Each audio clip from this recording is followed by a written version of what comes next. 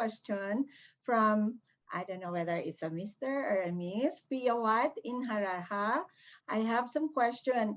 Why this data isn't new update? It's 2019. Thank you for your answer. Okay, thank you so much also. Actually, we are the situation as with other technologies, we are affected by COVID. It is very difficult to get data for 2020.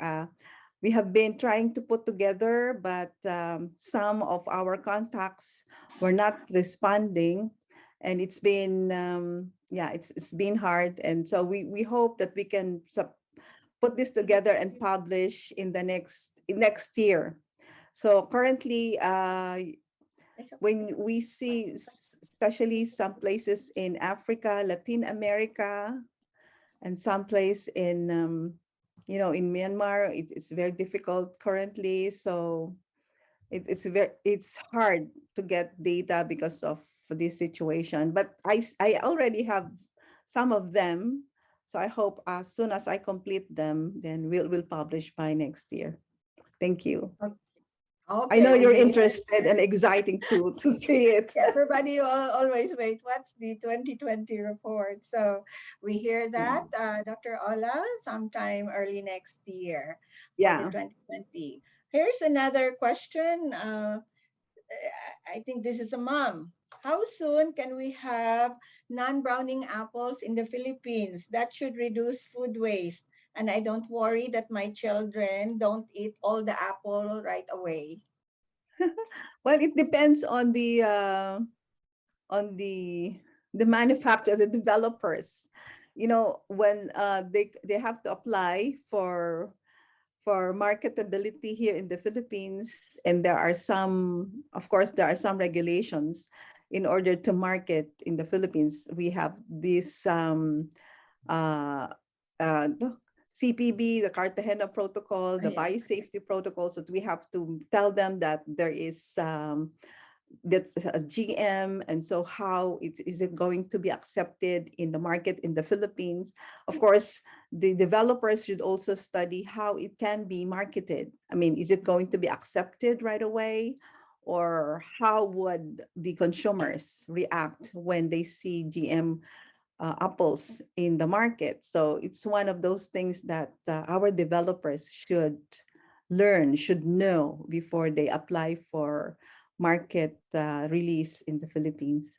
Okay. So But this it'll be very nice if we have it. yes. So these non-browning apples is sold in the US.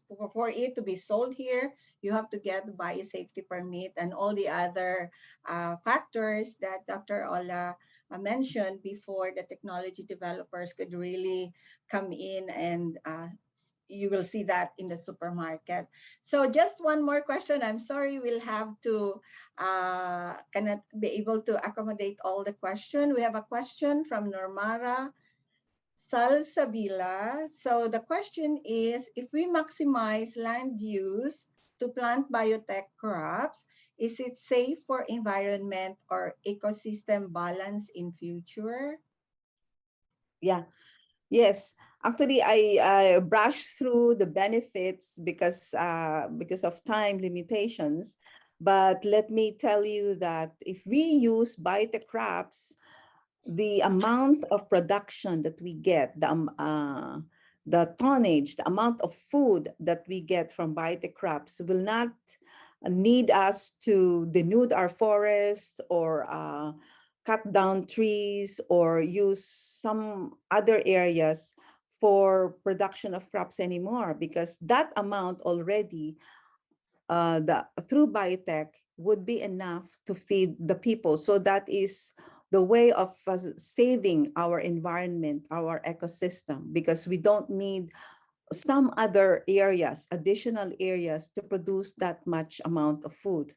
Also, I have mentioned some of the crops that safer crops, because our farmers will no longer use some chemicals that could harm the environment. Frequent use is one of those. So our farmers will get to learn what types of chemicals which can be environment friendly, such as glyphosate, which we are using to kill the weeds, but then it is not harmful. It does not go to our environment waters, but it will help us in our agricultural system. So our ecosystem balance is not destroyed. So our environment is safe, our food is safe, and just like BT eggplant, if we have well, there are some insect-resistant crops, not only eggplant, but also corn. So we don't spray any more insecticide to kill those insects because they already have their inherent of the introduced genes into them. So that is also very good for farmers who are no longer going to be exposed to hazardous chemicals. So that's food safety, human safety, environment safety, and ecosystem balance.